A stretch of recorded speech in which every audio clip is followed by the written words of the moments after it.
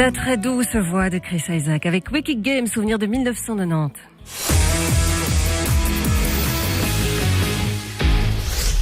L'économie collaborative, on vous en parle souvent et elle est adoptée de plus en plus à tel point qu'à l'heure actuelle, tout se loue. Si vous voulez par exemple, tiens, un jacuzzi, Annie, un petit jacuzzi pour une journée seulement. Oh, écoutez, moi je suis preneuse. Vous mettez le Sur mec la terrasse. Vous mettez le mec avec, hein. Ah, Et pas n'importe lequel. Bien sûr. mais avant ça, vous aurez loué le taille-et avec le monsieur. Et double emploi, le mec il fait double emploi.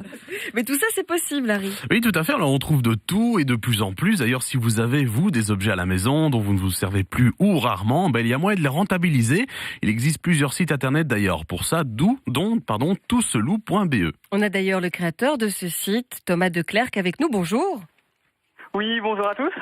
Bon, pour résumer, vous proposez à n'importe qui de louer n'importe quoi, en gros. C'est exactement ça. Donc, si vous voulez louer une tondeuse, une perceuse, ou alors, par exemple, comme vous dites, un jacuzzi, bien sûr sans l'homme, c'est possible. Donc, en fait, si vous voulez que vous soyez particulier ou professionnel, ça n'a aucune limite. Donc, si vous voulez, autant un professionnel pourra louer, par exemple, une camionnette, qu'un particulier pourra louer, comme je vous l'avais dit précédemment, une tondeuse.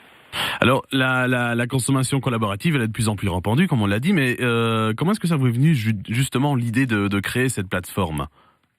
Mais tout simplement en emménageant donc avec ma femme, si vous voulez, il y avait bien entendu un jardin et on n'avait pas assez de place pour pouvoir prendre une tondeuse. Donc du coup, on devait directement prendre un robot tondeuse, mais au préalable, il fallait bien entendu tondre l'herbe avec une de ces fameuses tondeuses.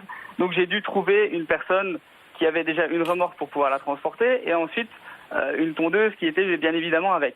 Donc du coup, déjà là, c'était assez compliqué et bien entendu, j'ai regardé sur des sites web, il y avait des professionnels, mais malheureusement, ma voiture était... Déjà, je n'avais pas d'attache remorque et beaucoup trop petite pour une tondeuse, donc du coup, j'étais obligé, on va dire, de demander à mes proches. C'était pas très très facile, donc du coup, j'ai regardé un petit peu l'offre qu'il y avait sur Internet et je me suis dit, c'est vrai qu'il faudrait quand même créer un site pour me permettre de faire ça en fait. Mais du coup, parce que bon, vous avez créé votre propre site, mais il y en a quand même plein des sites pour louer ce genre de choses. Qu'est-ce que votre site internet propose de plus ? Oui, exactement. Mais si vous voulez, sur ces sites, enfin les sites concurrents, j'ai déjà remarqué que l'inscription était parfois payante, il y avait des abonnements, ou alors tout simplement il y avait une commission. Bon, vous allez me dire, moi j'étais une personne qui souhaitait louer, donc je n'avais pas de commission, mais je me suis dit, pourquoi ne pas faire un site totalement gratuit qui permettait donc aux personnes de pouvoir placer leur annonce et louer sans avoir de commission ou de paiement au préalable. Et qu'est-ce qui se passe qu'est-ce qui se passe par exemple si l'objet est rendu cassé ? Est-ce qu'il y a des assurances pour ça ou est-ce que c'est plutôt sous forme de caution que vous fonctionnez ? Alors exactement, donc il n'y a pas d'assurance, tout simplement parce que certaines assurances ne veulent tout simplement pas ou alors travaillent de manière différente pour chaque objet. Donc c'est difficile de fournir un service de qualité. Donc si vous voulez, on se base sur à la location en fait, lorsqu'un propriétaire accepte la location de l'utilisateur, un contrat est envoyé aux deux parties et celui-ci doit être rempli de manière correcte avec la carte d'identité tout simplement. D'accord.